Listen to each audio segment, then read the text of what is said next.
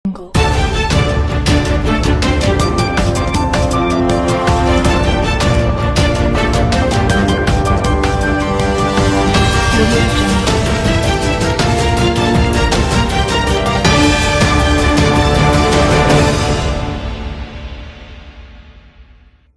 Selamat pagi pemirsa, bersama saya Dini Sania Purnada di Cakrawala Saru. Pemirsa, kabar mengejutkan datang dari dunia pendidikan. Seorang siswi dilaporkan hampir pingsan karena stres ringan. Setelah temannya kembali menanyakan hal yang sama sampai 7 kali. Sebenarnya sudah tertulis jelas di pengumuman sekolah. Baik Safira, sudah berada di lokasi kejadian, bagaimana situasinya di sana? Baik, Dini. Saya sedang berada di lokasi kejadian di mana insiden literasi tingkat rendah baru saja terjadi. Korban dilaporkan mengalami serangan lelah hati setelah menerima pernyataan yang sama dari 3 orang berbeda dan dalam waktu kurang dari 5 menit.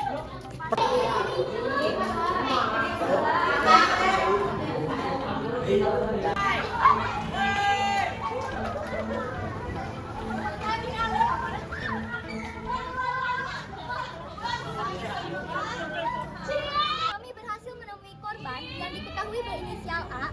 Ia mengaku hanya ingin hidup tenang dan damai sebelum buku WhatsApp kembali ramai. Nih ya, saya tuh cuma pengen belajar, tapi kenapa di grup teh nanya hal yang sama? Padahal udah saya forward pengumumannya, udah saya screenshot juga, tapi kenapa nanya hal yang sama terus? Kenapa sih orang-orang teh? Saya juga sekarang sedang bersama pelaku, mari kita dengar penjelasannya. Aku nanya lagi soalnya biar aku yakin. Soalnya kalau aku salah seragam, aku salah sendiri dong.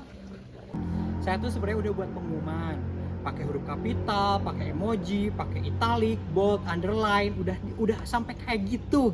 Tapi tetap aja ada siswa yang nanya-nanya terus, "Pak, pakai baju apa besok? Pak, pakai baju apa besok?" Padahal harusnya kan tinggal baca aja ya. Dari hasil observasi kami, kejadian seperti ini bukan kali pertama. Bahkan, menurut survei fiktif kami, 9 dari 10 orang siswa lebih cepat mengetik pertanyaan daripada membaca pengumuman. Baik Dini, silahkan kembali ke studio. Baik, terima kasih Safira sudah meliput di tempat kejadian. Semoga kita semua belajar bahwa literasi bukan hanya membaca buku, tetapi juga membaca grup WA sampai selesai. Saya Dini Sania Purnada, izin pamit undur diri. Ingat, sebelum bertanya, coba baca dulu. Karena membaca adalah bentuk kasih sayang bukan hanya kepada orang lain, tetapi juga kepada diri sendiri. Jungle.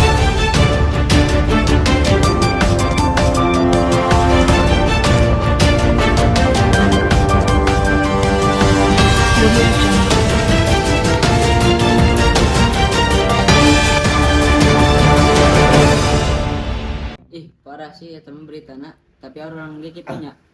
Oh, udah kasih apa entah padahal infonya geus jelas di grup. Nanya deui. Nah, Tapi sih mau dipikir-pikir deui namun kehilangan kemampuan literasi naon yang terjadi. Kejadian tadi membuktikan bahwa literasi di Indonesia masih sangat rendah. Tahu gak sih, literasi itu bukan cuma soal baca dan tulis, tapi kemampuan memahami, menalar, dan mengolah informasi secara kritis. Dan faktanya, kemampuan literasi kita memang masih memprihatinkan loh. Menurut data yang saya punya, yang pertama, PISA tahun 2022 menyatakan skor membaca di Indonesia hanya 359, dan itu ada di bawah rata-rata OECD 476. Yang kedua, dari UNESCO menyatakan bahwa minat baca di Indonesia hanya 0,001%, artinya dari 1.000 orang hanya 1 orang yang minat membaca. Data yang ketiga dari BPS tahun 2023 menyatakan rata-rata masyarakat di Indonesia membaca buku hanya 15-20 menit per hari. Tapi menonton televisi dan scroll media sosial lebih dari 3 jam per hari. Data yang terakhir, survei Kata Data tahun 2024 menyatakan 6 dari 10 remaja mengaku jarang membaca buku non-fiksi dan berita mendalam. Masalahnya, rendahnya literasi itu bukan hanya sekedar angka. Itu tentang cara kita berpikir, mengambil keputusan, dan menghadapi dunia yang penuh informasi palsu. Sekarang, budaya brainrot makin marak. Kita lebih sering konsumsi hiburan cepat daripada pengetahuan yang bermakna. Kita sibuk mengikuti tren, tapi lupa cara berpikir kritis. Yang penting viral. Baca teks panjang, aduh males deh. Beginilah kenyataannya. Kita hidup di era brain rot. Otak kita jadi lelah karena dijejali konten instan tanpa makna. Kita cepat bosan, mudah marah, dan tidak menikmati hidup cara berpikir kritis.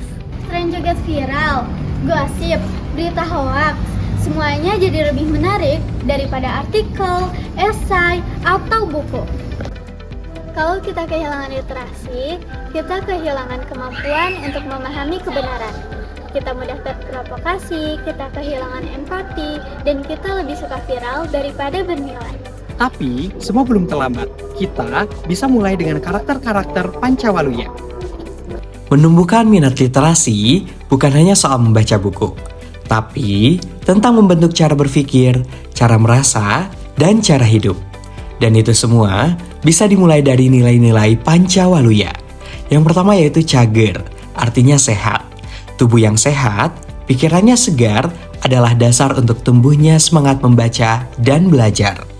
Orang yang cager senang belajar karena hatinya lapang dan pikirannya jernih. Selanjutnya yaitu bager, berarti baik. Orang yang literat bukan hanya pandai bicara, tapi juga tahu bagaimana berbuat baik. Ia menggunakan pengetahuan untuk menebar manfaat, bukan untuk meninggikan diri. Selanjutnya yaitu benar, berarti jujur dan berprinsip.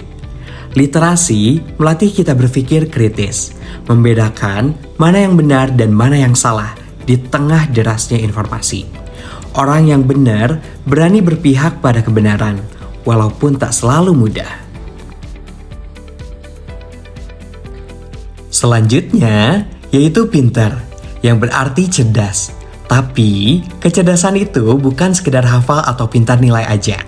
Orang yang pintar mampu memahami, menganalisis, dan mencipta. Dan dari literasi itulah lahir ide-ide baru atau karya yang bermanfaat bagi sesama. Selanjutnya yaitu singer, yang berarti cekatan dan terampil.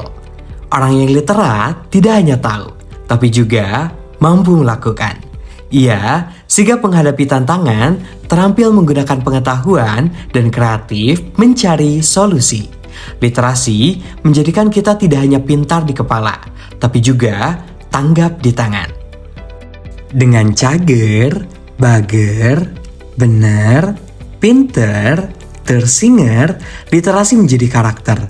Bukan hanya kebiasaan membaca, tetapi cara hidup yang membangun manusia, Purwakarta yang istimewa.